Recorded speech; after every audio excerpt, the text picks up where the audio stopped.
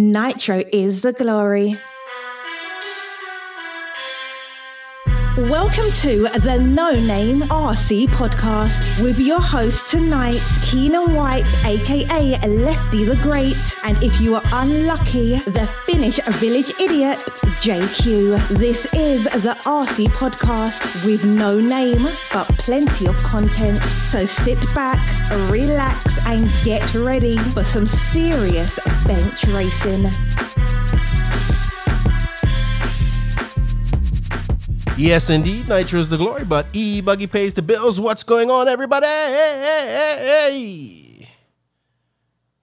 It's episode number 69 of the No Name RC podcast. I'm your host, Keenan White, a.k.a. Lefty the Great, and this week, we're doing things a little bit different. Before I go on any further, I just want to shout out and say thank you to all of the No Name RC podcast squad from around the world. Without you guys, none of this is possible. Thank you for your support. Thank you to our patrons that go the extra mile. I greatly appreciate it. That's definitely helping keep the bills on around her. Thank you to our sponsors, which will be RCMX, Techno RC, Beach RC, JQ Racing, Papa Willie's Traction Tonic, BK Servers, and RC Raceworks. Remember, everybody, in the description of these podcasts, there are promo codes for most of these sponsors where you can save some moolah on your purchases.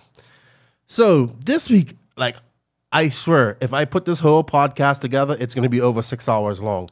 And I know people just don't have 6 hours because people aren't driving. People aren't wrenching as much now because there's no racing going on.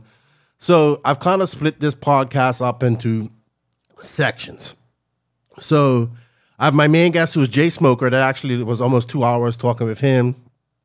Then we did the Techno RC call-ins this week. Thank you to Wally Builds. Thank you to David Runafog for joining us. That actually went for an hour and 45 minutes.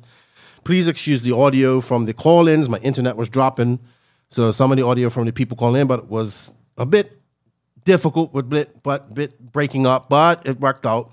And it was a good time having David and Wally on there, and some people called up with some good questions, and David had some good input, and as well as Wally. I haven't got on my soapbox for a little bit, so all is good.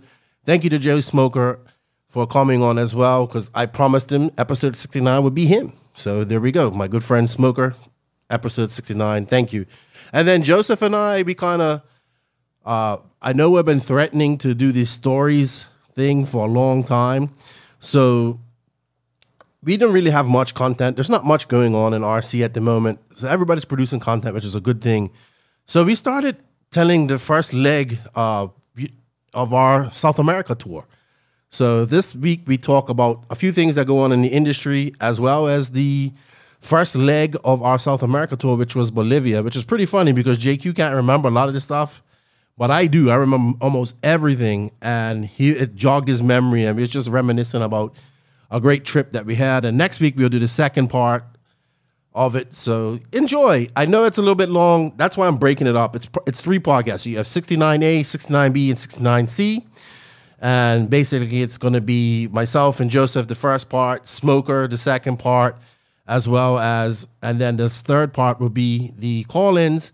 And somewhere in there, we'll throw in the rant because I got on JQ's ass about Facebook, and it's pretty epic. That's pretty fun because, I'm actively trying to get him banned on Facebook at the moment, so I know it's a little bit different. I thought I'd break them up for everybody instead of having one long podcast. That way you can say, okay, if I want to listen to this, you can listen to that. If you want to listen to this, you can listen to that. I hope you guys enjoy it. Download them all. Show us some support. We appreciate it. We're still pumping out content. No video this week. Oh, also, go to RCGP Facebook page. We dropped another video this week. Myself, Richard Saxon, David Runafog. We did a recap commentary on the first ever 15-minute race from Manila, Philippines, which was really good. It was really good to do it with Richard Saxon and David. We had a great conversation, so thank you. And I appreciate all the support, everybody. Enjoy.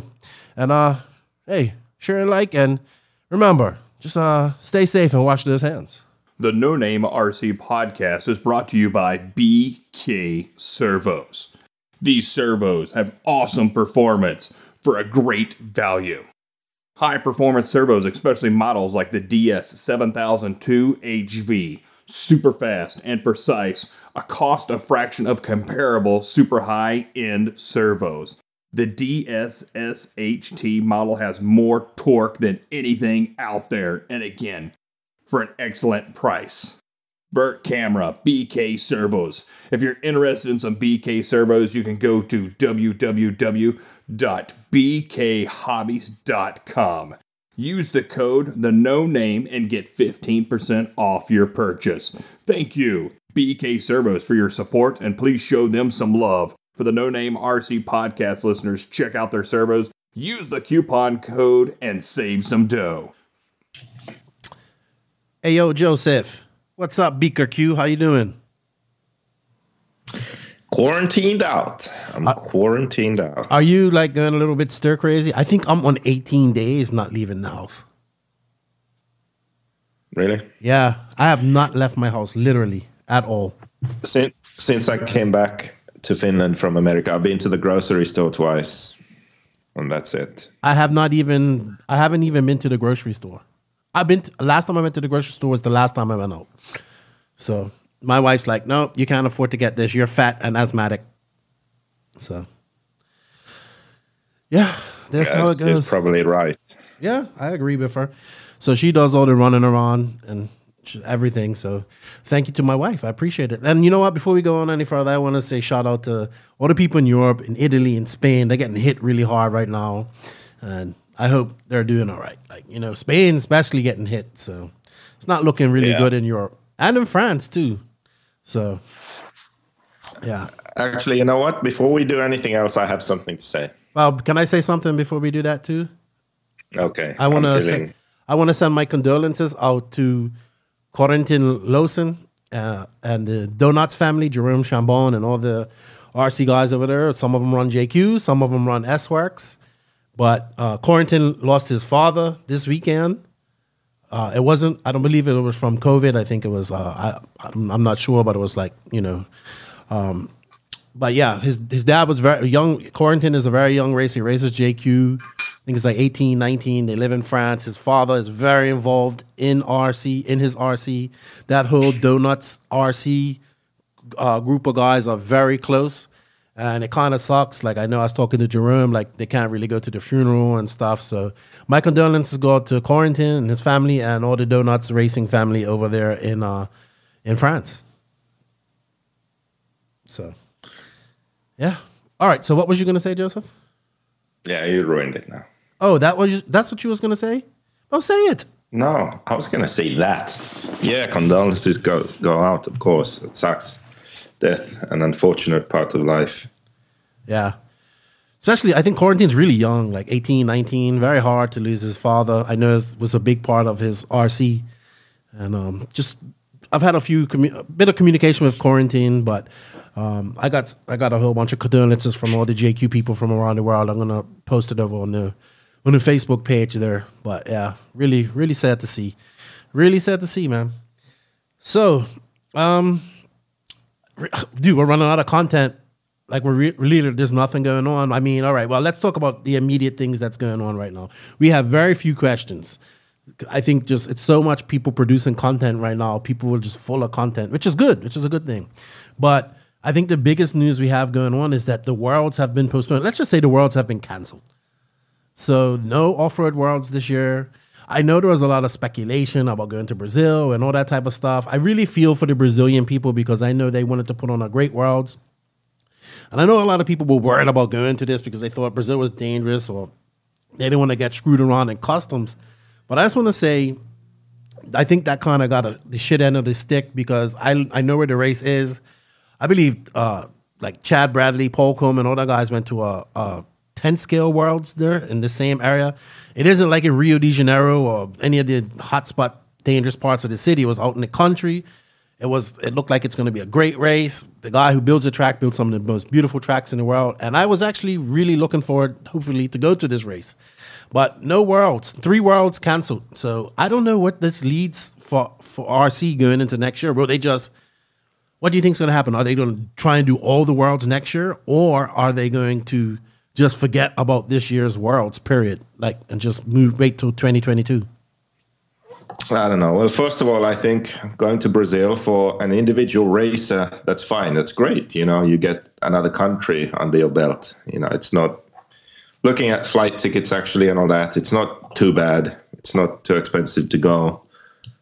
So that's cool. But the bad thing is it's bad for the companies because it is still, relatively more expensive than going to somewhere in Europe or somewhere in America for most races, most of the entry for a world championship.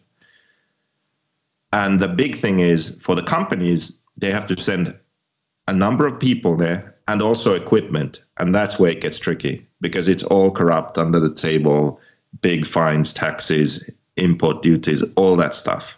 It just gets complicated and expensive to go to a country like that as a company, as a brand. That's the problem with going to somewhere like that. Just as an individual racer, it's fine. You just got yourself to worry about and your bags, and you should be fine. Oh, you would have been fine. Yeah. But that's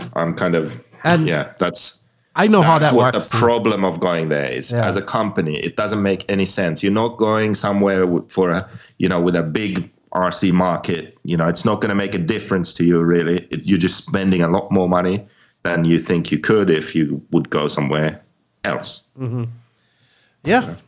I can agree with that because the same problems arise when the Argentina Worlds, I believe. It was just a pain in the ass going through customs. I know guys were getting... look, I know how things work. I live in Latin America, and I know how things work. Everything is corrupt, and everything's about the peso. So I'm not... It's not unique to just Brazil. And customs are... they are bastards, dude. They will rake you over the coals if they know they can make some money. Yeah. And then to your other question, I don't know what they'll do now, but I'm actually curious to see. And it actually it's a bit problematic for RCGP also. Yeah. Because the whole point was kind of also that, the worlds are now, so then next year there are no worlds, so then we go back to RCGP. Well, what are they going to do now? Like, are they going to run the Brazil Worlds in 2021? Or are they going to run Brazil Worlds 2022, keep the same sort of schedule, or are they going to skip it? I don't know what they're going to do. It's going to be very hard. I was listening to Jason Rona talk last night on the live RC. I'll talk about that in a minute. And he was like, it's going to be very difficult to run a 10 scale and an 8 scale world year for the companies and stuff. So yeah, it's a conundrum, dude. I don't know what's going to happen, but I know IFMAR wants their money. And let's be honest, the 8 scale world championship is the biggest money making one I think they make money off. So yeah, it's going to be... I would think that if I have to just guess, my guess would be that they're going to try and run it early next year. All right. Well, we'll see how it goes, I guess. We will see. Where is this? How do you spell the place? Oh, man, I don't know. I'm going to check the weather. Yeah, I think I don't know how it works there. Is it reverse? I'm not sure. Well, yeah, it's Southern Hemisphere, isn't it? Well, yeah. But Brazil's so big, dude. So big. But but it's all in the Southern Hemisphere anyway. On another tip, while you figure that out, it's really good to see. It's like everybody's doing so. Ivan Mayfield even made a video. I was shocked, and he was on live RC last night. Let's be honest. I mean, he showed us how to drill holes in the wing, so I wasn't impressed. But he even said what the difference is. But he doesn't do much social media stuff, and it seems like everybody is just. I guess the drivers are realizing, hey, we're not going racing, so we got to bring some value to the companies that we have now. So it's good to see. It's like so much content out right now, so much, and VRC is booming. Oh my gosh, they got dongles coming in April 6th, and I'm pretty sure they're already sold out. So it's crazy. What's going on? Are we gonna do a RCGP, VRC, or what's up? Yeah, it looks like it. Yeah. So what is that actually gonna be? Like just like a series of tracks that already exist? RCGP series, yeah. Okay. RCGP series on VRC. What tracks are you looking at doing? Not the real series, real series, but virtual. I don't know. The VRC nerds can decide what the best tracks are. I don't play that. I don't play video games. It's not a video game. It's a simulator. And your computer's too old and janky and slow to run it anyway. And you could never play it on that janky internet that you use, so. My internet's fine. It's not. I'm trying to find weather for that place, but I don't know. Yeah, I don't know. I'm trying to find the rain mainly. Right. I know it's going to be hot. Right. Maybe I don't know. Our listeners can comment wherever you post this. Yeah, we'll see what happens. Early next year. I'm thinking early next year will be good. Yeah. So the Live RC Support My Track t-shirt thing had reached over 100K, which is really good. And I think I saw a live where Spencer Rivkin raffled off one of his cars that he got, like, I believe BK Kinwald helped him build, like that and everything anodized, and he got $2,500 for it, I think, and that all went to the cause as well. And then last night, Scotty, Jason, and Mayfield were on there, and they gave away, I think it was one of Mayfield's B5Ms, and they raffled that off, like did a spin the wheel, and somebody got up, but they raised 100K, which is good. And actually, they've said that some of the tracks have received their money already. So far, but so far, they said 1,630 t-shirts have been sold.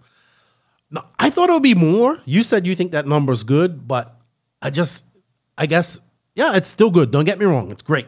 But I just thought it'd be more people. Like, I don't know. That's a lot of money. Let's say each person paid $35 a shirt. It still adds up to 50 grand. So maybe people paid more. I don't know. But, so that means that the companies, it's kind of like 50-50. No, those sponsors paid the rest. Right. So it's like 50-50. Sponsors paid the rest. Yeah, I would say. So that's a lot of money to raise in a very short time. So I know we talked about it on your rant last week, and some people were like, yeah, but Joseph doesn't understand that it's travel that costs the RCGP, and people were trying to find out what the cost of entering RCGP was compared to what the companies are going to pay out combined for the shirt thing. And well, I know, like, I don't think Live RC has to really release the money that these companies are paying, and RCGP doesn't have to release how much entry fees cost. I mean, it's floating around there. People know how much it costs. It wasn't much, trust me. And I do agree with the travel part of it. Traveling to those races was the expensive part, but it's still a great thing. And I really understood your point about how we just kind of, gladly give in these times, but when it comes down to trying to improve things, it's always dot your I's and cross your T's. But that's just how life goes, Joseph. Not just in RC, but in life, period. So it was a great thing. The companies paid $1,000 to $5,000, between $1,000 and $5,000, unless they didn't want to cap it. So they would just like match all the shirt sales. Oh, for Live RC? So then, yeah. Oh, okay. So if it was 1,600 shirts and someone decided to go like max level and not cap it, they'll match all the shirt sales, then they paid 8,000, but I don't think anyone did. Well, probably all the sponsors paid between $1,000 and $5,000. Well, I would assume Infinity has the biggest logo on there. I'm assuming they're paying the most. Yeah, maybe they just said, yeah, we'll match them all. Cool. It's still a great thing. A great thing. So kudos to everybody involved. We did another RCGP video that was released this morning. Myself, the Viking David Ronnefalk, as well as Richard Saxon. So it was a good chat. It was really good to hear those two talk. You can see that they have a lot of respect. It's like, we have Richard Saxon, who's an icon and been involved in this for over 30 years. And then you have one of the fastest RC racers in the world at the moment, and who also, I think, also takes this very professionally and approaches it professionally. And it was good to hear the respect between them as they talked. And it was, it went on for about 6 minutes before the race where we chatted, and then about 5 minutes after. So it was a good thing. Check it out. It's on the RCGP Facebook page. It is the actual first race of RCGP, the first race from round 1 first 15-minute race in Manila. So it was good. And that was actually a good race. Yeah. Really good race. Yeah, it was. I remember that. So good. So that track was really good. I found the weather. Okay, what's I found the the weather info. So Brazil, it says it has the south of Brazil. I think that's where the race would have been. Mm-hmm. Sao Paulo. It has 2 seasons, dry season and wet season. The dry season is from March to November and wet season from December to February. It's just similar to her. My best guess would be that they're going to try and have a Worlds in March or April. Like before next year's season really starts, they'll have the Worlds. And then it's kind of done. And that's kind of what I would predict. Mm-hmm. What about some of these big races that aren't happening this year? I actually think we're going to... Okay, people could... how is this going to affect our industry? Well, we can't tell yet because we don't know how long this is going to last. But I will say this. Well, here's the thing. If this... it's looking like this is going to last for another 2 months, at least. That's generally speaking, most European countries, I think America also... This sort of shutdown and not being able to, gather in groups of more than 10 people or 5 people or 20 or whatever the different restrictions are, not being able to organize races, not, even some countries are actually shut down the RC tracks completely. Or I saw OCRC, they shut down too, didn't they? I think OCRC did. I'm not sure. I think I read that they shut down. So anyway, so this time period of shutdown and no races, I think it could still last for about 2 months at least. That's a pretty big deal, actually. And not just to the tracks or hobby shops that have tracks, also to the manufacturers, because if people don't go to the track, and if people don't go racing, then they don't buy parts and they don't buy kits and they don't buy that kind of stuff. The hardcore extreme guys, they'll buy some stuff and rebuild their cars and, prepare, but most people won't. So everyone will suffer during this time. So the longer it is, the worse it's going to be. And at this point, we don't know what's going to happen. The thing is that a number of companies in the RC industry are already on a shoestring budget and they're pretty much struggling, or they are funded from something other than RC. So they are spending money, but they're sort of happily spending money on their hobby or their passion or something, and then kind of running their company. Hopefully they don't lose too much money. But now it's going to be like they're spending way more money on it. They're paying drivers. The drivers can't race. Okay, yeah, they save the travel money, but still, like, they are spending money every month and they can't go racing. The sales are down. Yeah, the longer this goes on, the worse it's going to be. So we'll only find out at the end of the year, pretty much, like, what the effect of this was. Yeah, I think, I'll be honest with you. Like, people say, well, what are tracks? Look, man, I hate to be the bearer of bad news, but I'm going to be realistic. Some tracks are going to close. And I'll tell you what, there's some areas that there are too many tracks that are saturating the market. Too many tracks, not enough racers. And the stronger tracks will survive. I think more so in America. Yeah, in America. Tracks aren't really for profit. They're clubs. Right. So they're fine. But in America, there's like I remember like Mike Hill and I were talking about like how many tracks are just in the region of North Carolina, South Carolina. And it's a lot. And it's a good bit of races there, but it's not that much. So, some tracks might close. Some tracks that are like on private property and privately owned, no, they'll be all right. But, for profit, tracks are going to suffer. And, it's one thing I've learned in RC is that everybody thinks they go to a track, they maybe got pissed off at the race director or something they didn't like about the track, and they think they can do better. So, I'm going to open up my own track. And they think running a track is easy, and it's not. It's actually, I like to say, having a track is like having another woman. It's actually like having a whole other family, because it takes blood, sweat, and money and tears to keep up a track. I know I did it here for a little while. and it's really time. It's really a lot of time. It's no real ROI. It's just for the love of doing it. And I'm not saying I want tracks to close. So before people get mad, they're like, oh, you want tracks to close. I don't. But I actually think that some tracks closing will make it better for everybody else. If there's an area where there's a saturation of tracks, in a 3-hour radius, they won't be fighting over each other's on non-rainy weekends and stuff like that. So we'll see. I still think after all this is said and done, when this ends and we get back to somewhat normal life, I think club racing is going to boom just because people can't afford to go to bigger races.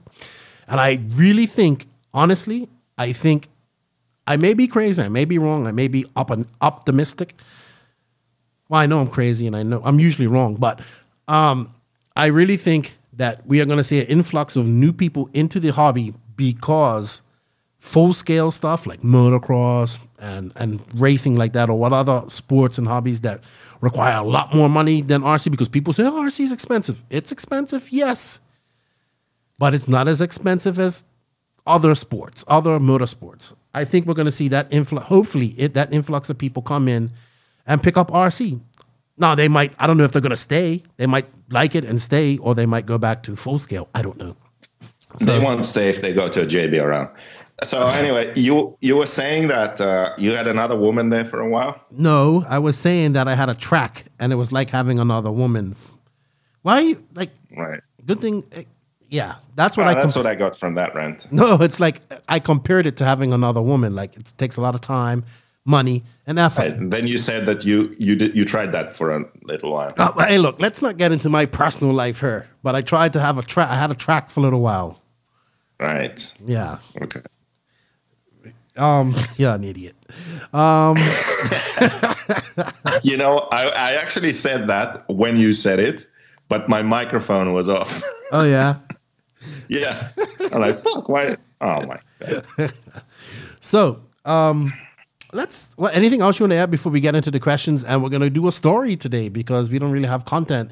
This is a first part of a probably 6-part What do you mean story? Yeah, I told you we're not going to do stories until we get an advertiser. Well, we don't have one, and I don't think anybody's coming on anytime soon because we just talked about how companies are trying to cinch their belts. I'm grateful for the companies that we do have sponsoring, as well as our patrons that are still helping us, because that's helping me a lot. So we're going to tell a story. Any good stories. We're going to tell. We won't tell any good stories until we get some. This story has like a few parts because it's actually a very long story, and we'll go country by country when we did it. Okay, you can tell the story because I don't remember anything. Maybe you'll remind me. Yeah, I will. But let's get into our few. I'm disappointed. We have very few Facebook questions. I posted this yesterday. Guys, I want to say something. You talk so much. You need to shut up, and I want to say something. Okay, so this is an advertisement. Which one do you say? Anyway, the 100. You know that club that Keaton made fun of? Okay, we're actually going to do something this year. This is our last chance for people. If people want to be a part of doing something fun and interesting during the rest of this year, then they have the option of joining the 100. You pay $35 a month. And normally what that is, every quarter you get parts in the mail, prototype parts, new parts, test parts, that kind of stuff, mainly. But now it's going to be different. It's not going to be parts. You will be working with me on some new projects. I can't actually tell you what the main project is, the second one we're going to do. But I can tell you that the first one will be a video series and finishing the guide. So you'll have early access to all of that. Plus, you can be a part of actually doing it. You'll see raw footage. You will learn with me how to do all of this crap. And you will have an ability to affect the final product. So the guide is basically this long document I wrote about the setup, car setup and all that stuff. I need to make some videos for that, graphics for that. So I'm going to work with all the people in the 100 on that. And then whatever we end up producing, you'll just get all that crap. And then the second project I can't talk about. I'm just going to say that if you're into this, especially if you, I mean, it's not even just if you run a JQ car, to be honest. But if you know what JQ Racing stands for over all these years, you know, in the RC world, doing new things, doing things differently, all the setup advice, all this stuff. If you enjoy that side of it, then this might be something you would be interested in getting into. So, yeah, you can, it's patreon.com/thequagrain, or just go on my Facebook or message me or whatever, and we'll get you hooked up. But this is the last chance to get in, because basically you have to be in now or you're done. It's like this week, and then we shut down the program, and who's in is in, and everyone commits until the end of the year, and we get going. So you have this week to think about it, and then next week we start. So yeah, I just wanted to get out there. That's a shameless plug, but yeah, very good. I'm interested to see what you're working on too, because you haven't even told me, but I have an idea. We have a big month. I know. It's better that I don't know things, because it would slip out. It's April 1st. I am going to. Yeah, but this is not a joke. No, this is not about a joke. I am more eager now to see the RCGP docuseries Driven. Do we have an ETA for the first part of that docuseries yet? I mean, I think April. I'm just going to say April. All I know is that they have some pretty good footage and good sort of storyline.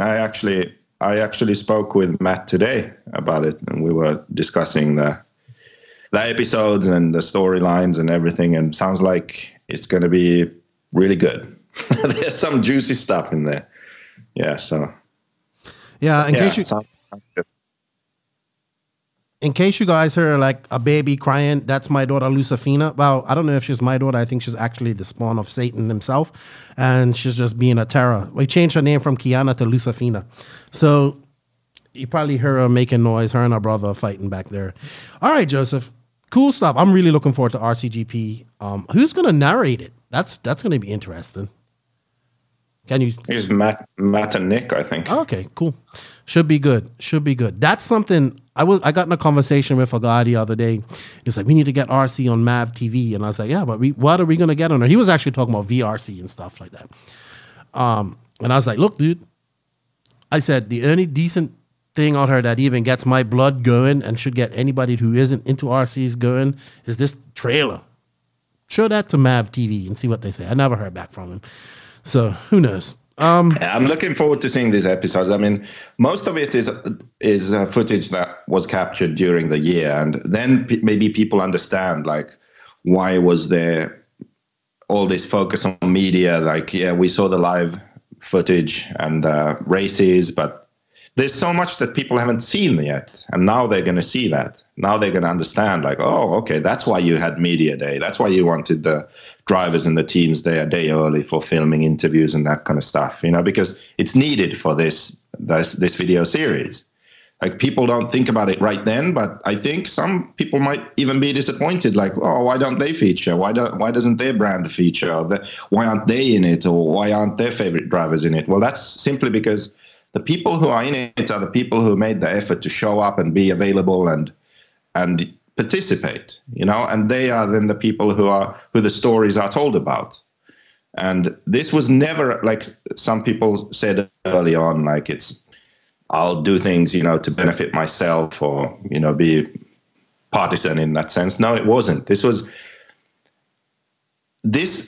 The whole RCGP series and all the videos that were filmed, everything we did, that it's a big attempt to try and rebrand RC racing as a whole. And that takes everyone. That takes all the drivers, all the brands, everyone. So everyone had the same opportunities. Everyone was asked and pushed and prodded and pulled. And then some people understood and participated and others didn't.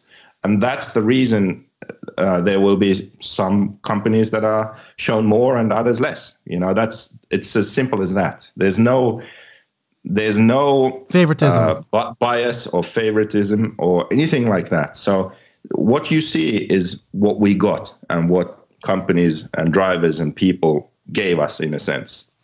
When I say us, I mean RCGP. Well, I keep saying I got to see it firsthand and work alongside with the RC Racing TV crew and Control and everybody else that was involved in the USA run. And it was, those guys were truly professionals. They were smiling, making jokes, and they didn't stop.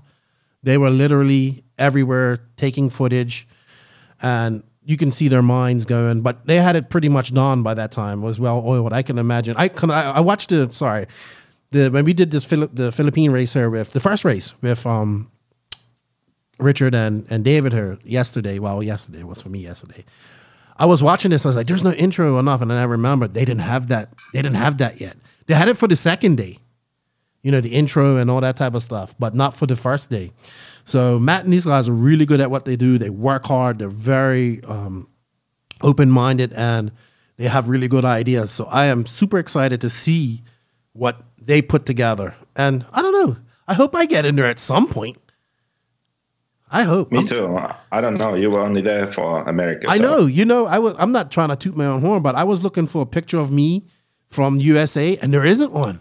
Just me and the team picture. And I was like, yeah. But my voice was on the broadcast, so I'm happy about that. Like when I announced the drivers. So good stuff. All right. I'm looking forward to seeing it. They're going to be, I guess Matt and Nick are doing sort of the narration. Maybe they'll be on camera too, I guess, like interview style or something. Mm-hmm.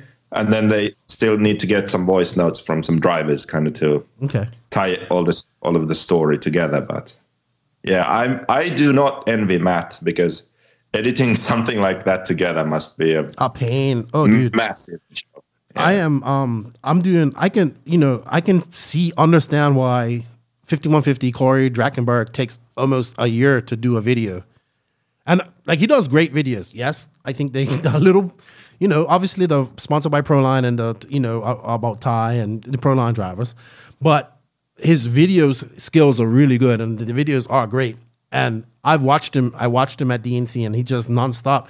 The amount of footage that he has to go through, I could imagine. I mean, my little 30-minute sitting in front of a camera of videos, and I'm trying to learn how to do it, took me all day the other day. So, but I'm not skilled at it or know what I'm doing. So, good stuff. All right, let's answer these. Let's answer these questions, and then we'll go into the Beach RC story time. We only have really 2 questions. I'm disappointed. No questions this week. I'm happy and good. Let's get this over. I think they're tired. People are tired of talking to you.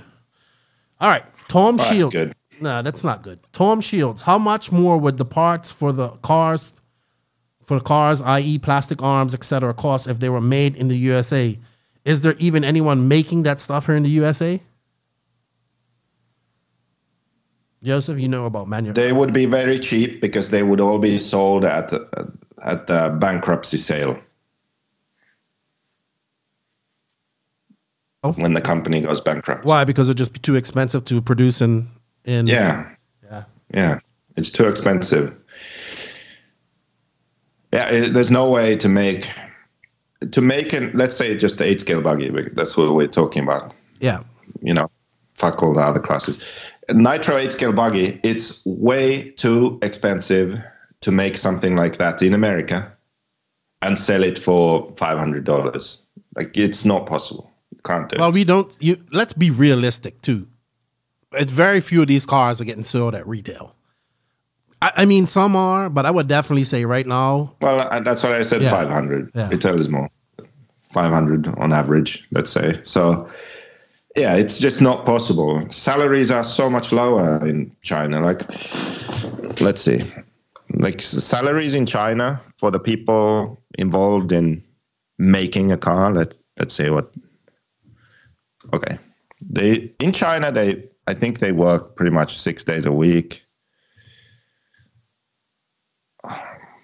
Do they work like 60 hours maybe? I think maybe 72. So I think they're 12-hour days. I'm not sure. I'm just going to put 10. Okay. It's 240 hours a month. You're looking at probably, they probably get paid like $2 an hour. in China? Wow. And what is it in America? I don't know. Your average employee who would work in a company that could produce an RC car, I mean, it's probably, I don't know. What would they get? $20 an hour? No. 10 times? I don't think that. Maybe. Factory workers. I don't know. I've never worked in a factory. Not sure how much they would make. But anyway, it's in that sort of ballpark. So for a company, the biggest expense is usually the employees. Yeah, of course. You know, so yeah, the salary of an employee is it determines how much money a company needs to make. So that manufacturer, if they have to pay their staff 10 times more, then they have to charge a lot more for anything they make. And yeah, that makes a massive difference. It's not possible. You can't do it with that small amount of cars and parts that we sell. We aren't selling Red Bull cans or iPhones. You know, I mean, we aren't selling billions of a product. We're selling a few thousand of a product, you know, for successful. Let's be realistic. I mean, brands. It's not possible. Look how many people bought, how many shirts were sold for the Support Your Track, 1,630. That's not a lot in the big scheme of things. No. So, you know, imagine, like, I don't know what average sales of a car company is, but I know if we sold 1,630 cars, we'd be balling. We'd move up from unicorn budget to I don't know. Well, you and your numbers, you don't really know numbers. We've already established this before. No, we wouldn't really be balling. But I mean, things would be better than they are now. We wouldn't be staying in janky Motel 6s with hypodermic needles sticking in the mattresses and stuff like that. Or people trying to stay in the same hotels. That's because you just like doing things cheap. But no. It's because you don't know. You think that I know, I'm only joking. More people getting into RC makes a big difference. Here we go with this all over. This is your level of understanding of numbers. You still don't. Your level of understanding what I was actually meaning. I understood exactly what you meant, and you're wrong. No, you're wrong. No, 100 people don't make any fucking difference unless they all join the same day at this OCRC and all buy cars. And then OCRC is like, what the fuck? We got 100 people. Spread out 100 people in the world or even just America. It makes no difference. Zero. Okay, Joseph. Okay, all right. 0.1. I rounded down to 0. All right. We have one more question. We only had 2 questions this week. I'm upset. We need more questions next week, people. Please. Actually, somebody sent me a message. Oh, Mike Hill. He said, this is what he says. Will we ever see direct fuel injection or direct something in RC? I guess it's talking about fuel injection. Probably not. Yeah. I don't know that it wouldn't work. Maybe it would work. Probably. I mean, everything can be made so small these days, but it's just that no one is going to put in the time, effort, and money to develop something like that because it's not worth it. You never know. Somebody might just feel like doing it. Joe Chandler, he wants to know, how do you feel about quarantine times, pros and cons?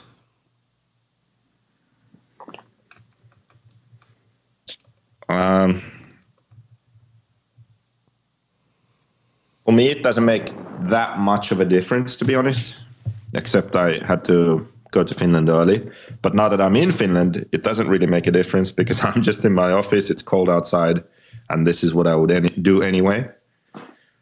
Well, I'm pretty good. But I think one good thing is that there's no excuse to not get all those things done that you've kind of needed to do because there's nowhere to go, no races to go to.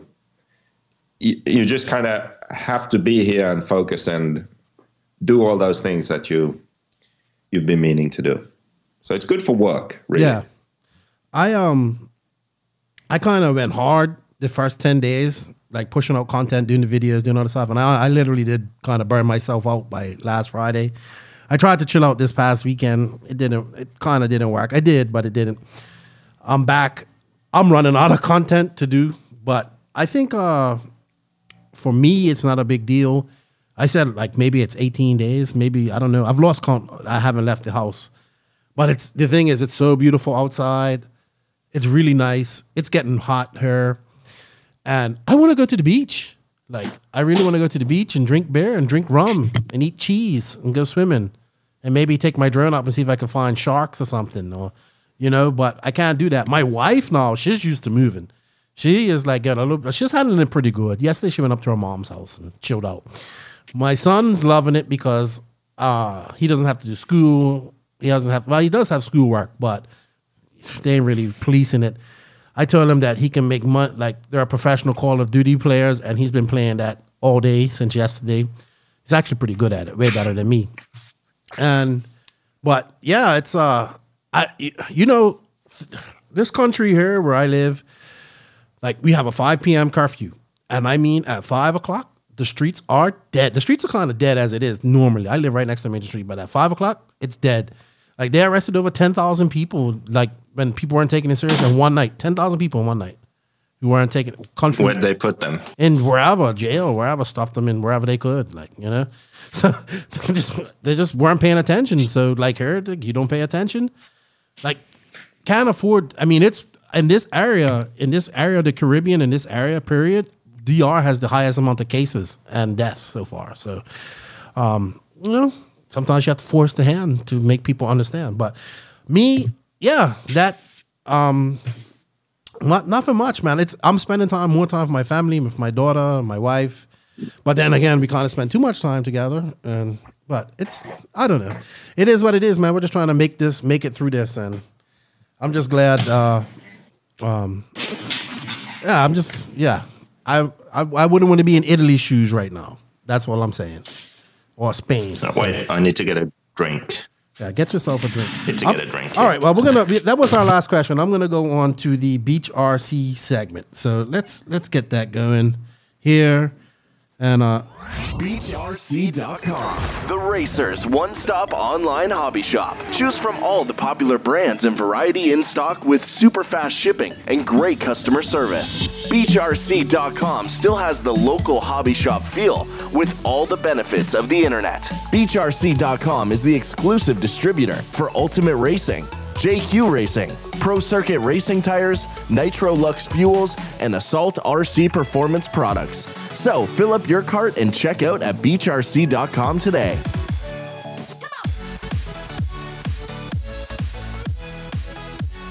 I don't know. I like this song.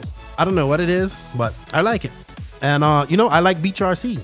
They now will be selling and carrying the No Name RC podcast t-shirts and hats. So if you're interested in getting yourself a No Name RC podcast t-shirt, hat, I think Brent might even have decals available. You can get them there. I think he might have them up this week, so should be good.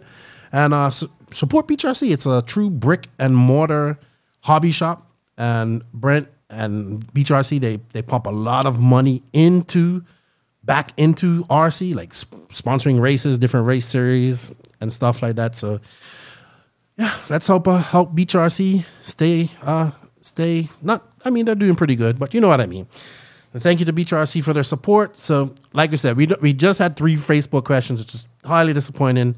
But I get it. There's a lot of things going on, and people got a lot to choose from right now when it comes to content. Joseph's out getting a beer. I'm a little bit jealous because I would like a beer right now. But we're gonna start.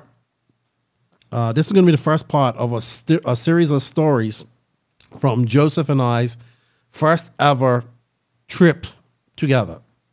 Now, this was the what? Oh, did you get a beer? What did you drink? What are you getting? Original long drink. Oh, yeah. I hope I'm going to taste those one day. So, Joseph, this is going to be our first attempt at telling a story. We have always tell stories, but this is a very unique, and this is something I've always dreamt of doing. But anyway, let's backtrack a little bit. So this took place in November 2017. We met each other officially, I think it was end of May, when you came down here to the DR, and you gave me a job that didn't pay me anything, but you said that you give me a job. Well, you gave me the opportunity, and I remember exactly, it's like, get me a list of people. in South America who want to buy cars, and I didn't know what I was doing, but I started on Facebook, met Adrian De Luca, Uruguay, who then just kind of put me in connection with a lot of people, and we got a big team in Bolivia and all that stuff. We did pretty good in South America, and you just came, and I kept saying to you, one day you got to go down there and do a tour, and you said to me one day, hey, yeah, I think we should do a tour of South America. I said, you said you should. You said, yeah, we should do a tour. I said, yeah, I think you should. And he goes, no, I think both of us should go. And I was like, me? And I was like, wow. Because I told you this is one of my dreams, like to go to South America. I've been to South America. I worked in Ecuador for 6 months in tunnel work, spraying shaki. I fell in love with South America. I fell in love with Ecuador, and I wanted to go back. So he was like, okay, go ahead and plan it. And I was like, okay. Plan a whole entire trip. And you know what, dude?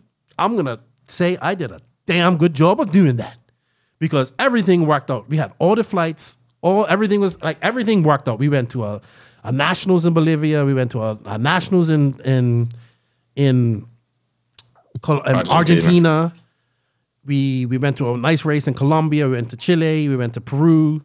And it was just fun. And everything went to plan. All the flights we did miss. Too many buses. No, too many buses. We only took 2 buses. Yeah, too many. Only two. Too many. But we we only missed 1 flight, but that wasn't our fault because the flight was late flying out of Chile when we was going to Argentina, I think. Oh, I can't remember. But anyway, so I planned all of this. I had never done this before, but it worked out really good. And it ended up with us going to Fall Brawl 2017 in Myrtle Beach. But so how it started, you was in Finland or Los Angeles? I can't remember. I think you was in LA. Or you was in Finland, flew to LA, and then flew to Miami where we met up. Well, that's how I remember. You probably flew from Finland to LA, was there for like 2 or 3 days, and then you had to fly to Miami. So we met up in Miami. Actually, I'll never forget, I hadn't flown since 2016. I was in Abu Dhabi. I was in Doha working. So anyway, here it starts. We meet up in Miami. I got a 12-hour wait in the airport. So we finally meet up with Joseph. I've never traveled with you. So when I first saw you walking around with plastic bags and cars and AKA, I was shocked. I was like, this guy is a mess. Like, I'm all got my shit, like all my stuff in my knapsack and everything. It's how gypsies travel, dude. And you're walking around with some plastic bag, and a car's like, oh, you're gonna have to take this car through carry-on with me and all that type of stuff. And I was just like, oh my, what am I getting myself into? Like, I only got one hand, and this dude's got all this stuff. Like, so I remember, and we hadn't seen each other since May, so we just got some beers and got some food and we talked. We had a fly. I believe we flew from Miami directly to La Paz. I believe so. Yeah. So so that was a long flight because Bolivia's kind of down far in South America. So we flew, we met in Miami, then we flew to Bolivia. Now, I've never been to Bolivia. Yeah, and one of us may or may not have needed a seatbelt extension. Oh yeah, that was on that. We did that. Yeah, I you know what? I'm not even ashamed about asking for seatbelt extensions now. Some planes I don't need them because it's cool, I have space, but like American definitely need seatbelt extensions. And you made a whole video about that, and that was fun. I didn't even know that exists. That was so funny. Yeah, but. Luckily, I had a window seat. I try now when I fly, I always try to get aisle seats, just way more comfortable. And then you could get up and get your stuff and get out of there fast. Learned a lot in my travel. Me, myself, and Irene, the Jim Carrey movie, when he's like, hey, Vagisil, we need a price check in aisle 7 or something, like holding. That's the same, like, hey, we need a seatbelt extension, row 22, please. Seatbelt extension. And I was like, oh my gosh, I'm going to have to put up with this guy's crap for 3 weeks. So La Paz. Now, I was reading all this stuff going to La Paz because La Paz is like 14,000 feet above sea level. And I was like, I was a little smaller than what I am now. I was in a little better shape, but still not in great shape and asthmatic. And I remember getting there and I was like, oh my gosh, I feel like I'm breathing out of a straw. so high. And the guys from that we made, it was with Rock Harbor, it was like Brian, Jorge, was it Jorge his name? And Javier, they all met us. And like they came with a truck and they picked up our bags and like, oh, we're gonna go on the cable carts to where we have to go. So I remember just walking up the steps to get to the cable cart, and I was like, oh, I'm gonna die. It was that bad. And you was feeling, and like none of that, but you get like, because your altitude is so high, you get altitude sickness. So I was just like, oh my gosh, like, and we was tired. Like we flew all night. Like I was up all night, flew all night. So we get there, and I remember that it was so beautiful. Like we went on these cable carts, like through La Paz, like from the top, like the mountain, like the airport was like on top of the highest part of the city. Like, you know what I mean? So we flew, we came in the cable carts. It was beautiful, dude. We was watching guys playing football and stuff like that. Just this is an amazing sight. Like, and I was tired and I was out of breath and I was feeling sick, but I was living my dream at this point.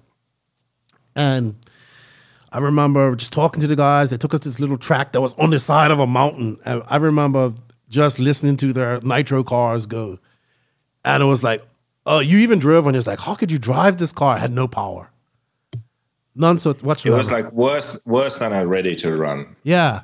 It's like, there really was no power. It was ridiculous. I've never felt that with a nitro before. Yeah. It's amazing how much it affects the engines. Yeah.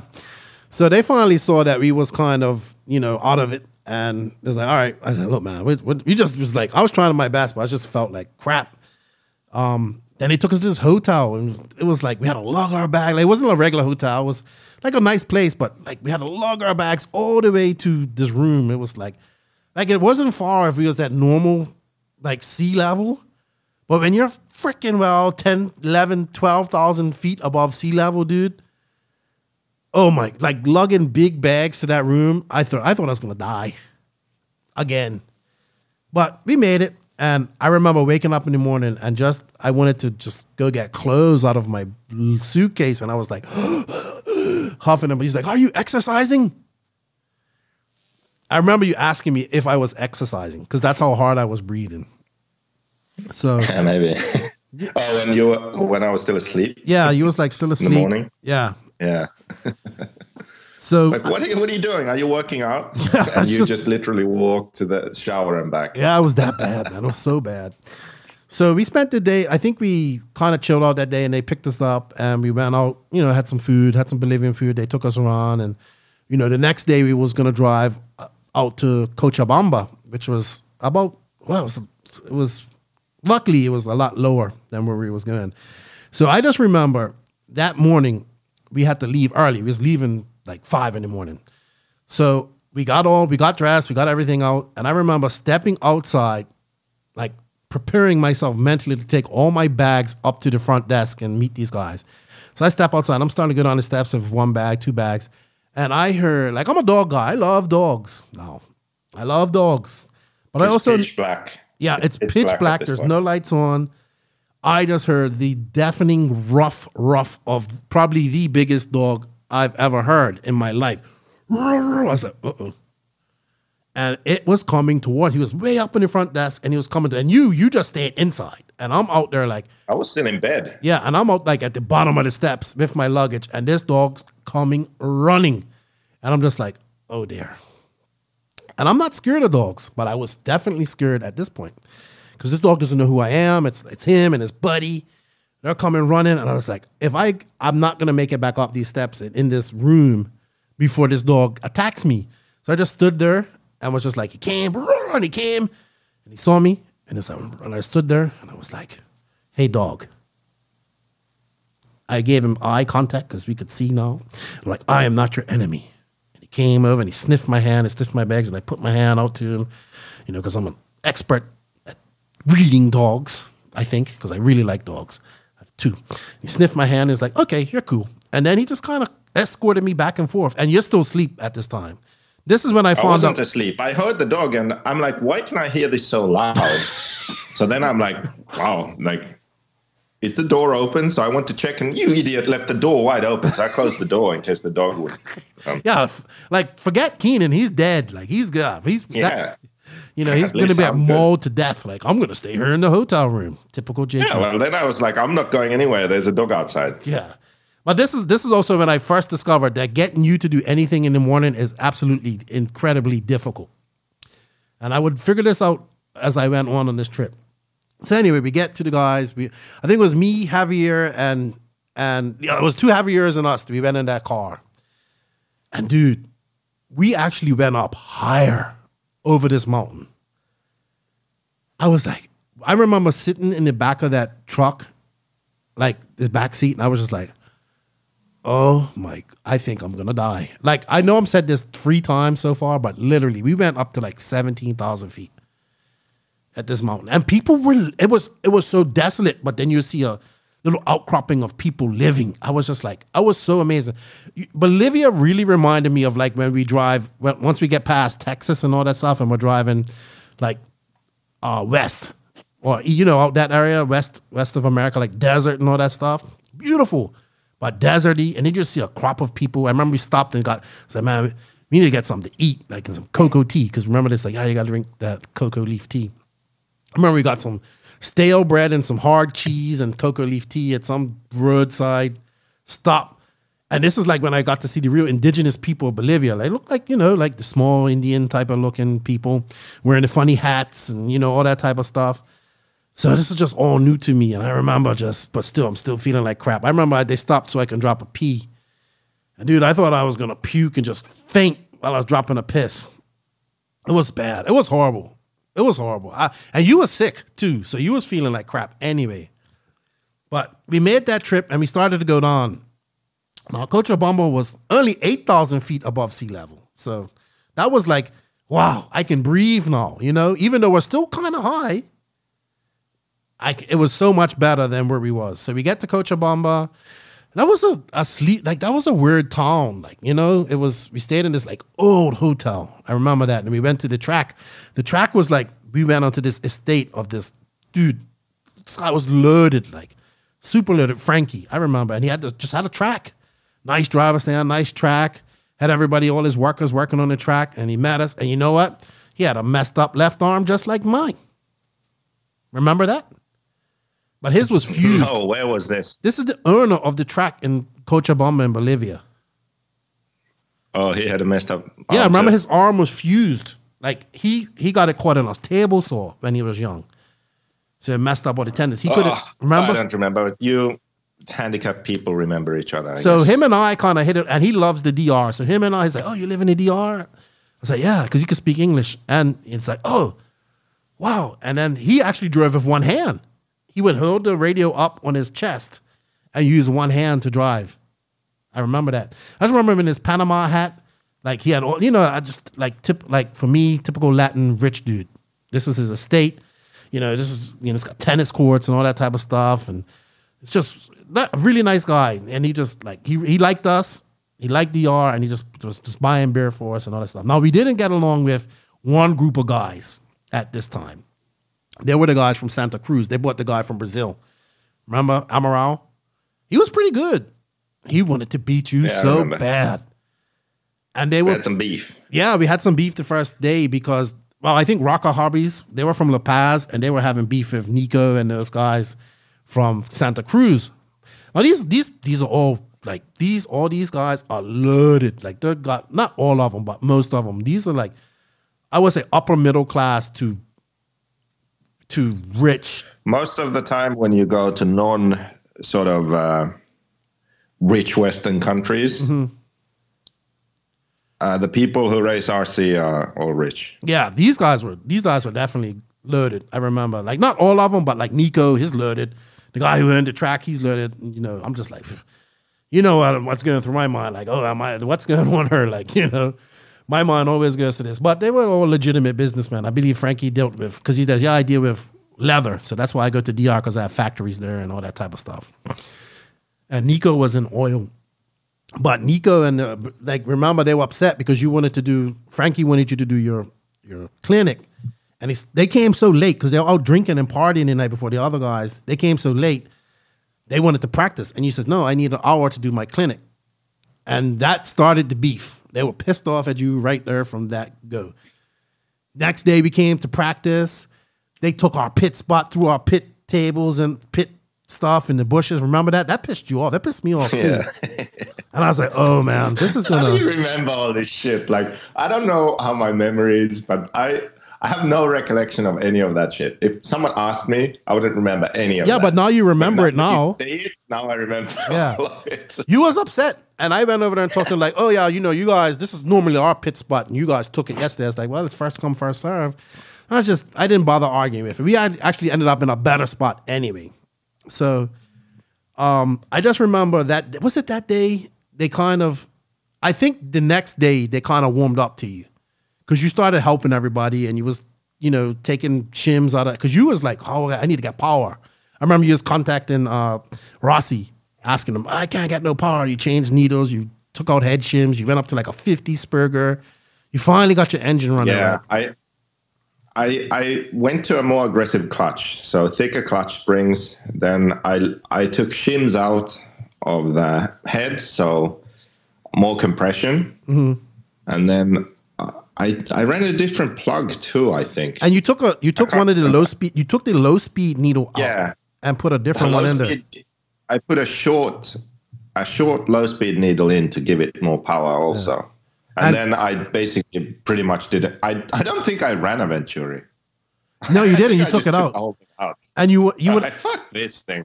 I think you had a 52 Spurger, and you're like, I need a 12-tooth clutch bow. But that's how bad it was up there.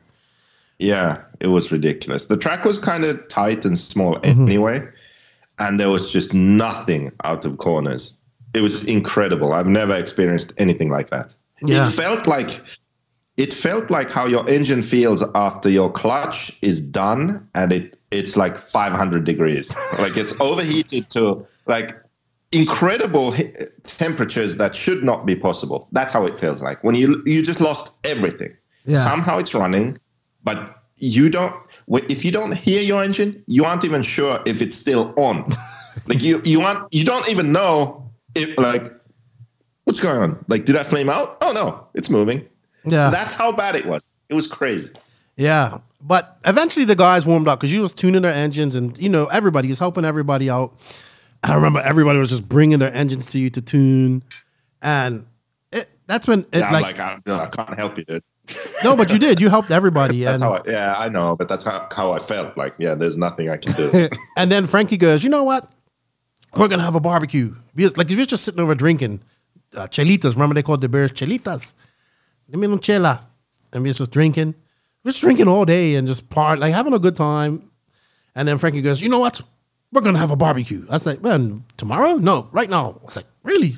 I was like, well, I was thinking we was going to get an early night, And he goes, he talks to his buddy, his main guy in Spanish. Oh, yeah, go. Like, I knew exactly what he said. Dude, he came back with like beer, a big chunk of meat, tomato, like they just basically, put everything like tomato, like put the beef, cut it all up and put it on, I know you don't like this type of stuff, but I do. Put the meat, like barbecued the meat over like fire and then like made a salad like of tomatoes and onions. You just ate meat and onions and meat and tomatoes and like they mixed it all up and just beer. And that's when everybody kind of loosened up. Everybody was drinking. We made remember that crazy video that we was like, I guess that was the thing where you would like be doing normal stuff and then all of a sudden you play this crazy video and you'd be doing crazy stuff. You was hanging off the driver's stand, all that stuff. We just had a great time. Yeah, there's a name for that. I can't remember what it was called. And then, the next day we went to the race and I remember that day I was turn marshalling for you. Or I can't remember what I was doing. First race of second race of the day and they had just watered the track. And this is when I could run and I was in really much better shape than I was now. And I just went to go flip a car over and I just slipped in mud and just like first thing of the day, like covered in dirt and stuff. I was so embarrassed. And cars almost hit me. And I got up and, brushed myself off and just went on the day. But you actually lost that race. I remember you was blapping everybody. And then that big triple, I've never seen anything like this ever happen again in my life. You jumped and you kind of landed on a guy, like so high. You landed like directly on this dude, like from so high, back. And all you heard was like your chassis slapping the head of his car. And then your engine just went like stupid, like it wouldn't work no more. Like, and we could not, like, we was trying to tune it and we could not figure out what happened. And just was just like, really, we didn't know what happened. And did we ever figure out what happened? I don't know, but I think you got it back working later on. Like you say, yeah, you know that engine? I think at DNC you might have used it. Oh no, before we went practice at DNC later on that year. Oh, and the following year, you was like, yeah, you know that engine from Bolivia? I'm using it right now. I was like, really?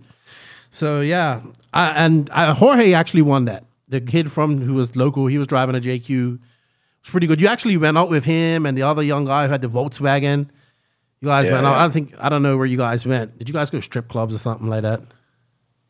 Because you was we kept it pretty legit. Yeah, normal. because you was on like a strip club fetish at this time too. I remember.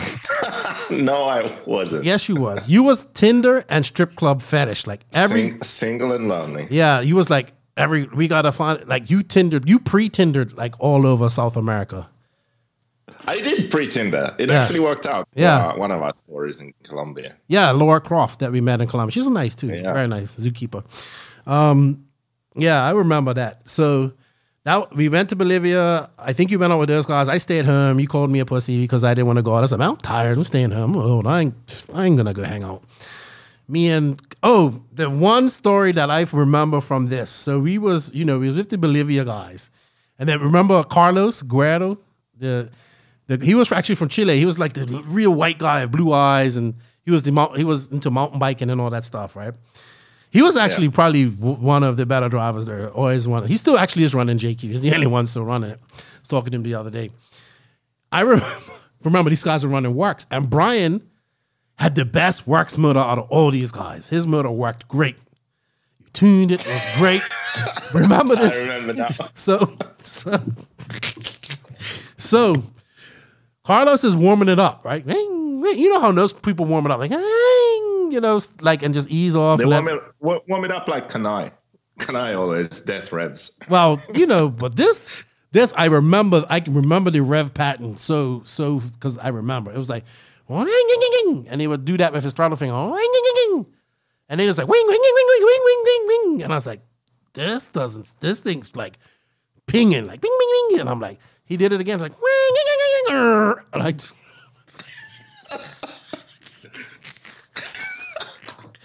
When we heard that, it was right by us too. And I remember you and I just turned and looked at each other, and we was like, he just fucked that engine up. I remember us like have that look in our eyes. The only one that went good. Yeah, and it wasn't his. It wasn't his. It was his buddies. So I remember he goes, oh, it cut out, and then he tried to start it, and he was like, yeah, you might want to let that cool down a bit, right? And I just remember you coming. You know what I was thinking? I remember that this motherfucker revving his engine right here. I'm gonna throw this thing over the fence soon, like over the wall. And then when it, like my initial thought when it blew up was like, thank fuck it blew up. Then after that I was like, of course, But I remember when it went, we just looked at each other, and I was like, we didn't say anything, but the look in our eyes were like, oh, he just fucked that guy's engine up. And we just like didn't say nothing because the guy wasn't even there. Brian wasn't there. So then I remember just trying to start it, and he's trying to tune. It's like, man, this engine's messed up. Oh, Brian was so mad. And then poor Carlos had to go take his engine out of his car. And oh, that was the funny story of that. But well, no, almost to the end of this one, but that wasn't the end of this trip. So we drove back with Javier and rally car driver Rodrigo. Remember when that dude drove us back to La Paz, dude? I don't really get worried when people drive. Mike Hill scared me a bit because he likes to go fast up mountains and stuff like that. But dude, remember that guy just like you had to drive crazy because you had to. There was so many trucks going up this mountain. Remember, like going up that long road up the mountain, like turn mountain. This dude would just overtake. Yeah. Oh, I was literally in the back of that car. It was basically like this. Imagine you're driving down a twisty or up a twisty, turny road where one wrong move and it's like a death drop off a cliff. That's where you're driving, first of all. But that's it. But then add a crazy Bolivian driving, basically being like, hey, is there someone coming? Yes. Okay. And then he still goes and overtakes. It's like, what the hell? You don't see very far in front of you. There's literally someone coming, and you just go and overtake a truck or something, and then like weaving between traffic. I was so scared, dude. And then as you're driving up this mountain, all you see is like little crosses where people have died, and like like not just like, one or two. Dude, you know these crosses on the side of the road. I'm like telling the driver, right? You know these crosses on the side. That's when people die. You know. Attention. Oh, man. And then when we got back to La Paz, remember that we saw that guy dead in the street? Did we? Yes, because he would try to cross the road and a car hit him. And he was just there in the street. We drove across it. I remember that. So you don't remember all that stuff. Because then you insisted when we got back to La Paz, I'm hungry. I want something to eat. So we had to go to the freaking airport to get something to eat. I know Javier wanted to kill you. Right? And then we couldn't find a hotel. It was like, look, we want to get a hotel in actual La Paz because we want to catch a bus in the morning to go to Chile, to go to Peru. So he's like, we know there's one hotel, but it's not really nice. And I'm like, look, we just need a place to shower and sleep tonight. So we get there. Javier goes in and works the deal. It's like $30 a night. So I kind of knew something was up when, you know how like shops have those metal shutters they pulled on to close off a shop. Well, this had a metal shutter put on, but someone had cut a hole out the size of a door. You still had to like bend on to like bend over and go in, and then you open up the door and go in. I knew something was up when this place didn't have had that shuttered on and just that place cut out. I was like, oh, this is going to be a shithole. So I remember I think we both got food, and we went up and we got to this room, and this is, to this day, the shittiest. Well, I'll tell you what, the hotel that we stayed at for Nationals, me and Mike Bellotti, was shitty too. This is the shittiest hotel I've ever stayed in my life. And I think you literally had a breakdown in that hotel room. It was so funny. I think I did have a nervous breakdown. So we went to get a shower, right? It was like, shower's this big, had wires hanging down from some sort of hot water or whatever. I was like, look, it's cold too. So I'm like, I'm just gonna get a cold shower. And you just feel like the shower's all grimy and dirty. I was just like, oh, I got a shower. And I felt fresh. And I was like, I'm gonna go sleep. I think I put on all my clothes and like even socks and just went sleep on my neck pillow. Like I didn't even want to go under the covers. Like I just slept on top of the covers. And I remember you was like, I need to charge my laptop and I need to do this and I need to do this. And you went in and you tried to charge your laptop and the whole thing broke. And he was like, I was trying to plug it into the wall and then it wouldn't work or something. So I want to unplug it and I ripped the whole wall socket, like everything out of the wall, like plaster's falling down the wall and it's just hanging by wires. Like the whole thing came out of the wall. I was like, oh, that's not good. And then you went into the shower and he's like, I was like, yeah, just turn it on and hot water will come. And that was shady because it had wire. It was the weirdest shower I've ever seen. You actually took a picture of it. Yeah. I think you got to send me that picture if you can when I put up this podcast. The shower head was like bulky and it had like wires coming out of it because the water heater was somehow the actual shower head. Yeah. But it didn't work. So you thought you had hot water. Anything, but you did. You had hot water for like 10 seconds. And then while you was getting a shower, it just went cold. You was like, what the hell? And you just went from there and you just had like a nervous breakdown. And I'm just sitting, and now we're still at 12,000 feet. And I'm there laughing and I'm almost having asthma attacks because you're just making me laugh. You was just freaking right out, dude. We eventually went to sleep though. And it was another good move because the bus station was right next to us. I remember we walked, two gringos, like there's excuse me, there's no other tourists around us, right? We're just walking down. This is only locals. Yeah, well, you got like RC cars and all this stuff, and we're walking to the bus station, and we stop and get some food from like these little, remember those little like beef patties and stuff? Oh yeah, those are good. And luckily, you had a guy that can speak Spanish, me, and we got a bus. We should have went for the double-decker bus this time. We went cheaper, and we went for the cheaper seats, but we should have went. And I remember we transferred over to another bus, and then we traveled across Bolivia to Chile. But it was so crazy. I remember we saw volcanoes because they had lots of volcanoes, and saw alpacas, and just the scenery was so crazy. It was deserty. It was red. It went through so many things. And then nighttime came, and we didn't see anything. And remember we had to. This is when we smuggled fuel. Too.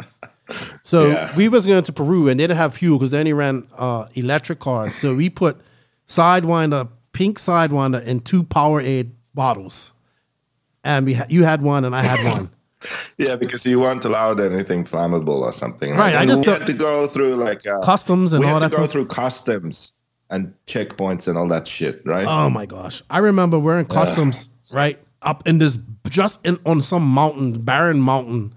Like, it took forever. They wanted to get off the bus, and I was like, what should I do? Should I take this fuel or should I leave it in our seats? I just left it in the seats. So they went through all our stuff, and they were looking for Venezuelans too, because this time a lot of Venezuelans were traveling all over Europe, all over South America, trying to get away from Venezuela.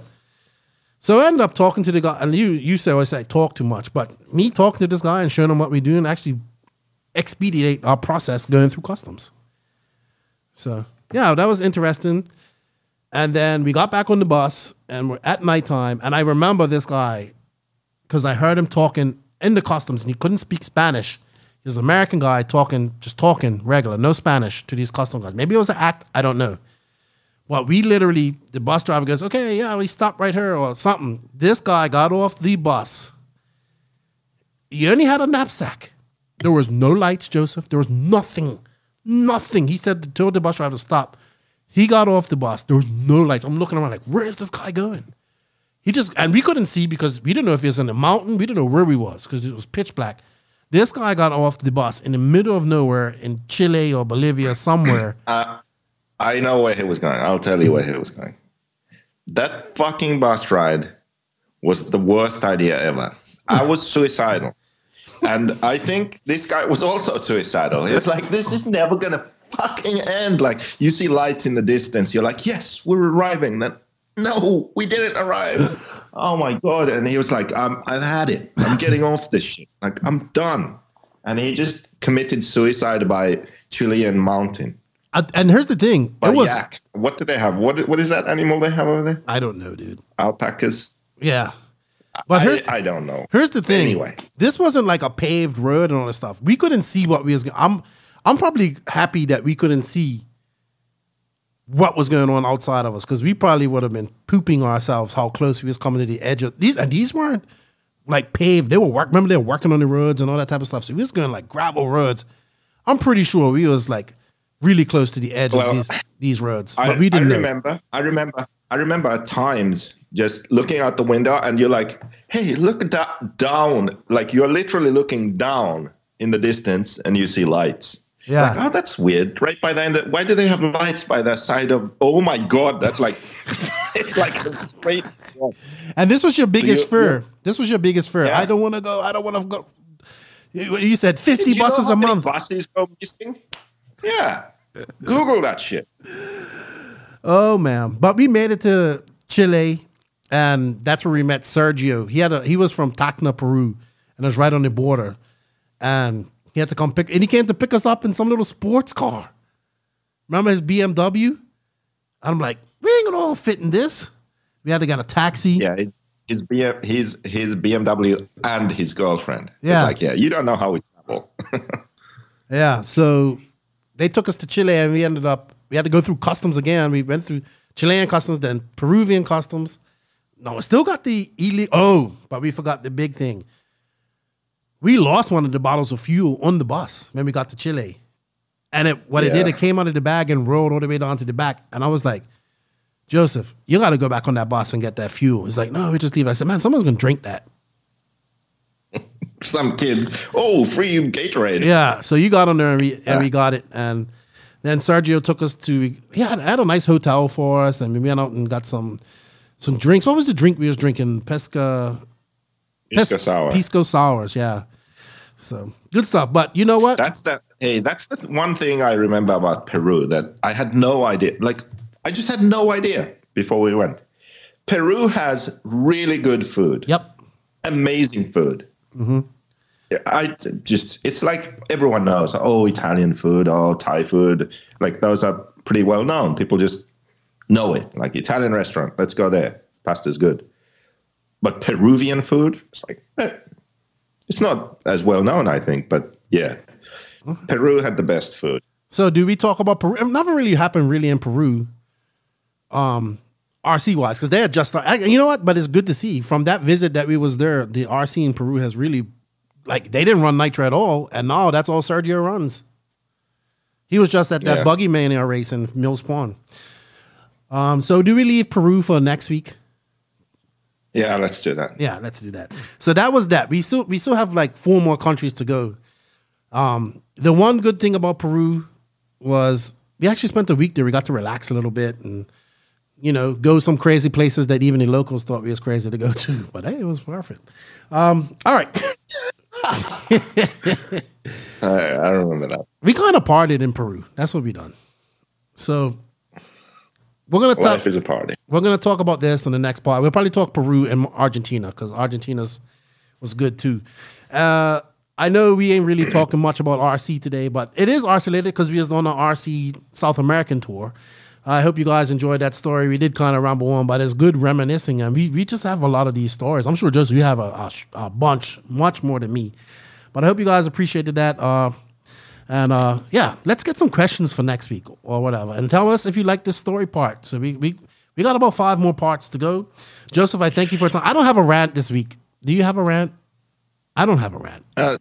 I just like to repeat that the best stories we're gonna save until we actually get paid to tell stories, right? That's so not how Lefty needs an advertiser for this segment. And when we have stories presented by someone, then we're going to tell the best stories. All right. I don't have a rant. I'm not going to allow you to tell the best story. No, we have to bring content for our listeners. So that's what I'm all about. I don't have a rant this week. I thought you did have a rant. You know what? I'm going to save that rant for later. I'll think of a rant right now. All right. Well. All right. Well, when you think of it, you hit me back up.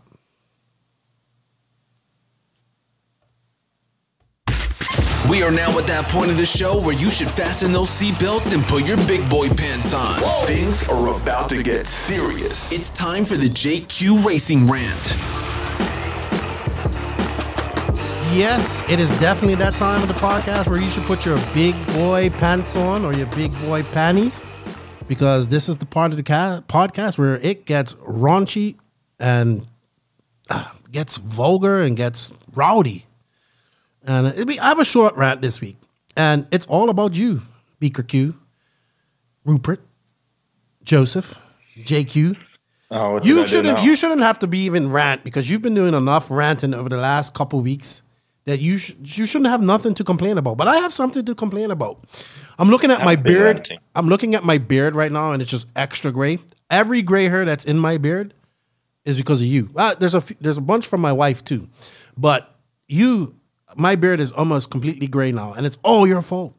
And yesterday, this week, I got so tired of people freaking well arguing on your damn Facebook posts. I am actively trying to get you Facebook banned for 30 days. I actually reported the post. I reported the comment. And the next one that comes out, I'm going to report it. You and Westergaard. So no, I'm just tired. How are you trying to get me back? I've reported your comment yesterday. I said it's violence. I said this is hate speech. You know, what post? Your post about medical. I'm tired of the people arguing with you. Like, I'm tired. Like, it solves nothing. Like, I'm like looking at, you know what it looks like? It's like high school. Oh, my team's better than yours. This is better than yours. I'm tired of it all.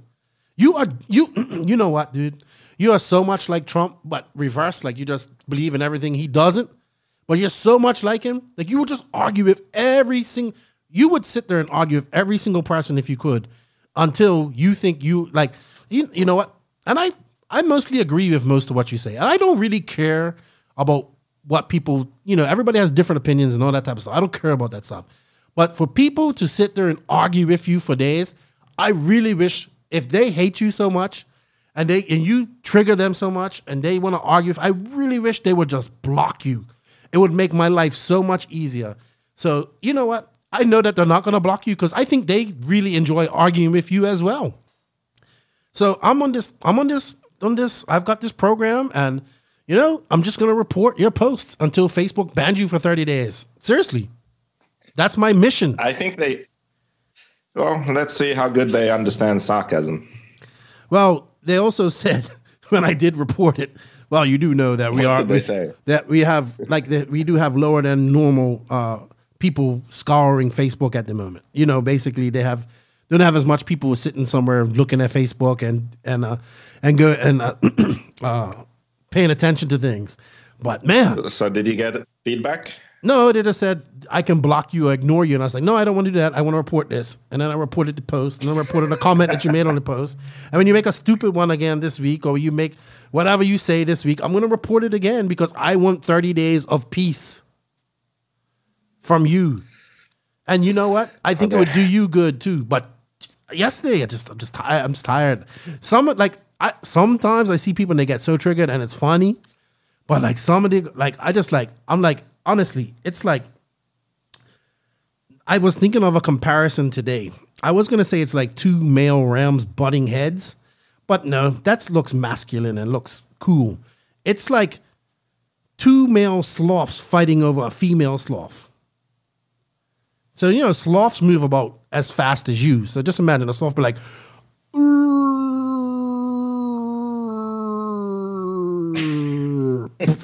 that was a punch, right? That's how long it took the sloth to punch.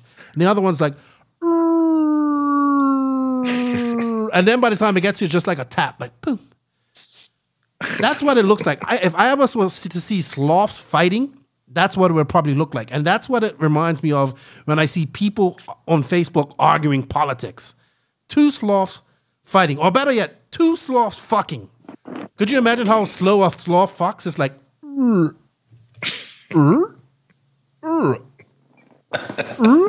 that's what it sounds. That's what it looks like when I see people arguing politics on Facebook. Because you know why? Because there's never, ever, neither of you are going to see each other's points. Oh, I see the other side. It's just that they don't think very. Yeah, but that's your opinion, and they have their opinion, and that's like, some opinions are better. Yeah, but it's useless. That time you guys arguing on Facebook could be better spent to, you know what? Let's grow JQ Racing and make some money. I know you don't care about all that stuff, and you being right is more important to you, but for fuck's sakes, man, I just can't like, and it damages our brand. It does. People leave the team because of you arguing, and it just over. And then like the people that argue with you, I'm just like, please just block him. I'm like, please say, can we just end this? And it just goes. And I know this is, and I've said this is your addiction. This gets your endorphins going, and everybody has their vice. I like to drink beer. I like to eat. That's my vice. You like to get on Facebook and argue, and that's what gets you going. That's what gets you. That's like your drug of choice. You absolutely need help for it. I know every time I get on this soapbox, you're like, I am not addicted to Facebook. Shut up. You don't know what you're talking about. And you get upset with me, and that's how I know you're addicted to it. When you block me on Facebook because I'm like, hey, man, see what you're doing? I don't care. You're actually in a good mood today because you're laughing at this, but on normal days, you're like, leave me alone. I will say what I want to say. But yeah, man, I'm actively trying to get you blocked on Facebook. You know what my Facebook page is? My Facebook page is an IQ test. And most of my friends are failing. Well, that's how I see my Facebook. Well, I don't think, you know what? Two sloths fighting is definitely not fun. I say like, hey, my friends, what I mean is the people on my Facebook who I don't know. Dude, there's That's my friends. It's so fun. I mean, some of them, I get it. They're just playing along and they like to argue and they get it. But I'm tired of it, man. I almost blocked you, but I was like, that doesn't solve the problem. I almost blocked a few people in the last few days because just some of the stuff I'm seeing on Facebook is so crazy. But man, I've started blocking the dumbest people. Like the people who are still good for entertainment, I keep around. But then the people are so dumb that it's like it's not even entertaining anymore. I just block them. Like, well, you know what? I hope my campaign to get you banned from Facebook works. So whoever wants to join me in this campaign, just let me know. Let's report JQ and get him 30 days on Facebook. Anthony is on board, I think. Oh, yeah? He's Good. trying to He's actively trying to block me, yeah. No, he wants to block you. Trying to get me banned. Yeah. No, he's actively trying to get me banned. Well, maybe me and Anthony are going to get together, combine our powers, and do it. Well, I don't post anything bad enough to get banned. Anyway, that's my rant for this week. It is humorous at times, but you know, I know how you're going to be when you get 30 days. You're going to be like, oh, I can do this, standing on my head, and then I'll 3 days in, you're going to be like, 3 days in, you're going to be like, I need Facebook. I need it. I need Facebook. I'll defend myself just a bit. Oh gosh. So.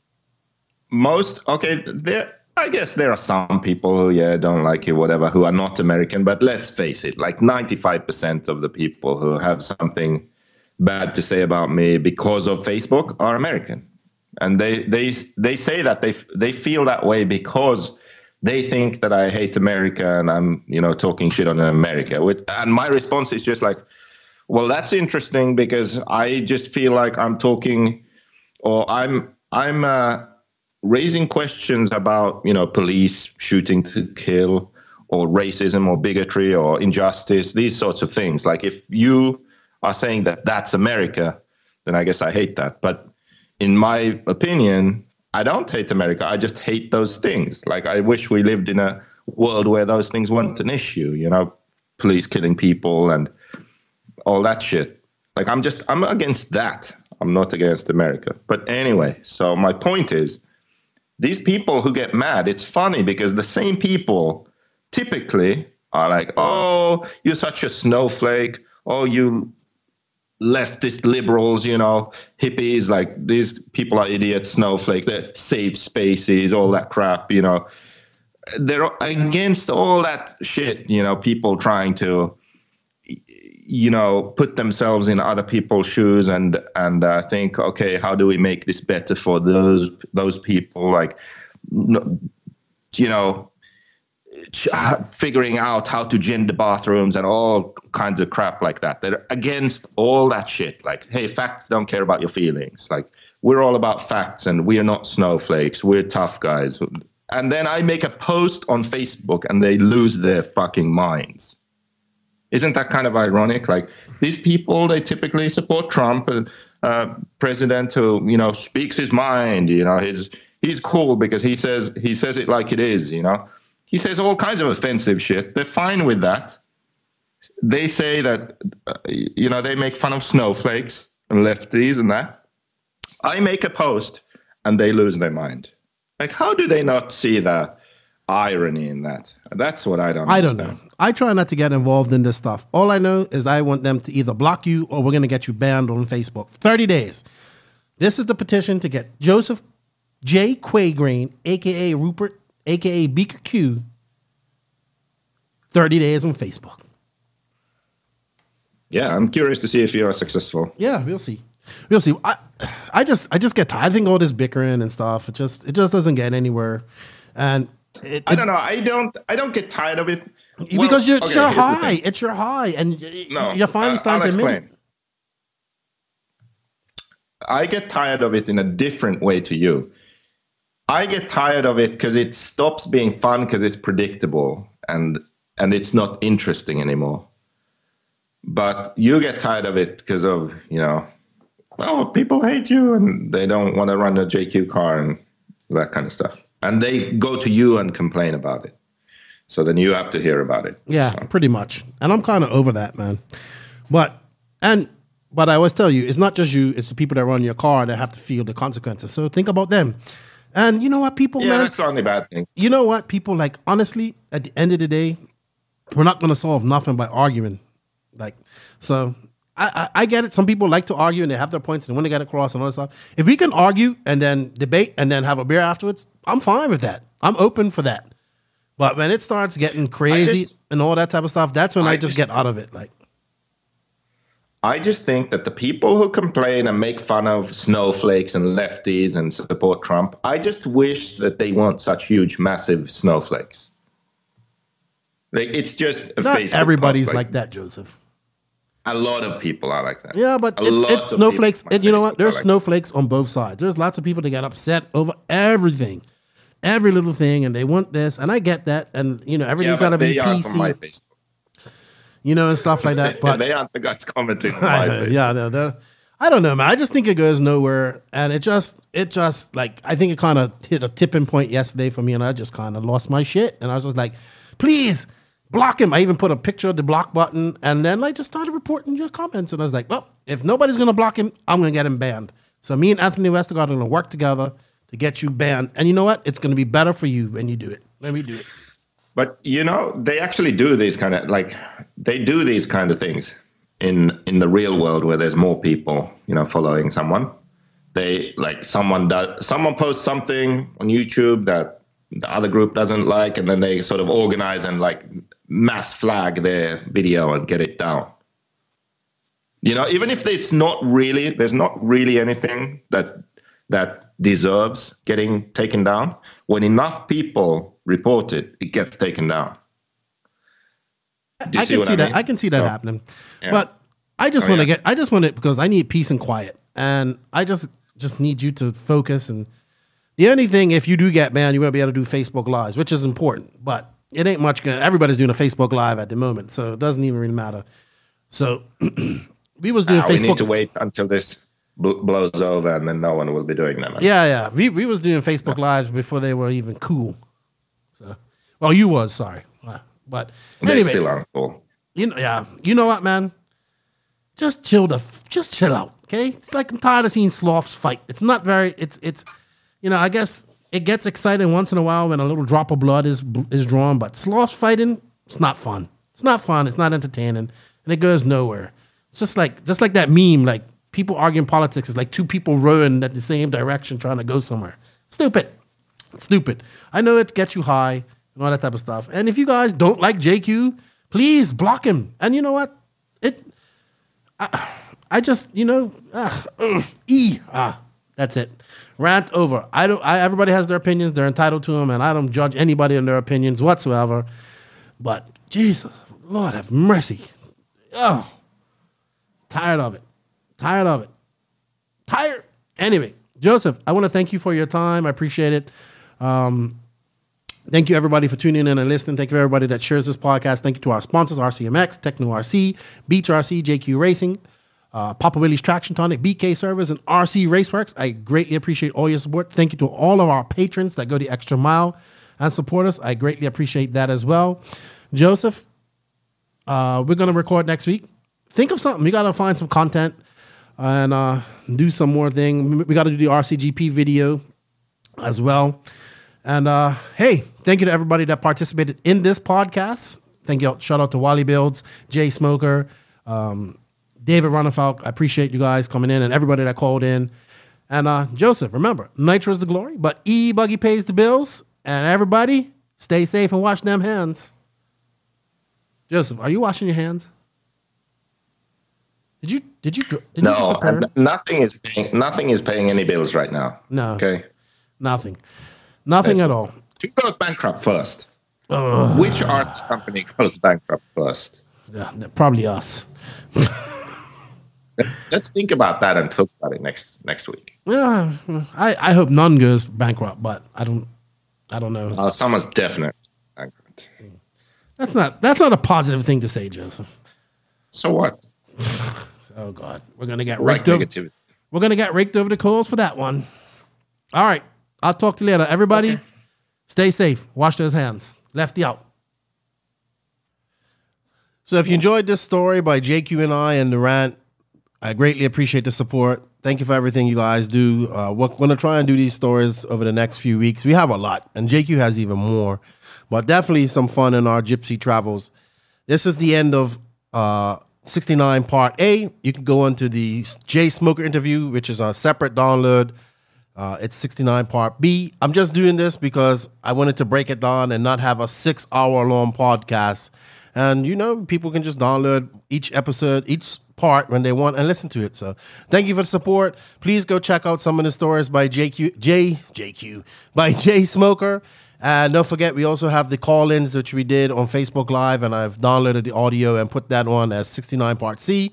So, hey, you know, just still trying to actively ban JQ from Facebook. So I don't know what's going to happen. Enjoy the rest of the podcast. Thank you. Thank you for listening to the No Name RC podcast. We greatly appreciate all the support and love from you, the listeners. Without all of you, none of this is possible. Special thanks to our patrons on Patreon. If you wish to support the podcast further, you can at patreon.com/NNRC podcast. As a patron, you will receive early releases, special content, and patron-only giveaways. Also, please follow us on Facebook, Instagram, and our website, www.nnrcpodcast.com. Remember, Nitro is the glory, but e-buggy pays the bills. If you aren't having fun, it doesn't make sense. And if you ain't grinding, you're sliding lefty out.